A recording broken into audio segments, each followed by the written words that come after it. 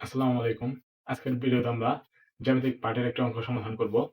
এখানে অঙ্কে আছে হচ্ছে একটি কোণের মান তার পুরো কোণের মানের অর্ধেকের সমান। কোণটির মান কত? প্রশ্নটি ৩৮তম BCS এ আসছিল। আমরা অঙ্কটি এখন সমাধান করব। আমাদের অঙ্কে কি বলা আছে যে একটি কোণের মান তার পুরো কোণের মানের অর্ধেকের সমান। একটি কোণের মান বলছে কিন্তু একটি কোণ দেওয়া নাই। তো আমরা প্রথমে ধরে নেব যে একটি কোণ এক। তাহলে আমরা প্রথমে ধরে নেই যে একটি কোণ সমান এক্স। আমরা ধরে নিলাম একটি কোণ এক্স।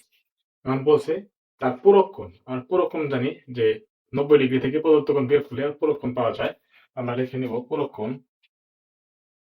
পূরক কোণ হচ্ছে 90 ডিগ্রি বিয়োগ এই এক্স। পূরক কোণ হচ্ছে 90 ডিগ্রি বিয়োগ এক্স।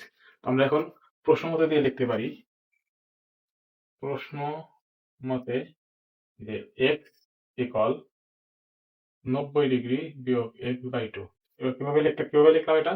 আমাদের প্রশ্ন অনুযায়ী আমরা এটা লিখলাম। আমাদের প্রশ্নে বলা ছিল যে একটি কোণের মান, এই একটি কোণের মান তার পূরক কোণের মানের অর্ধেকের সমান। পূরক কোণের মান হচ্ছে 90 ডিগ্রি বিয়োগ x, তার অর্ধেক।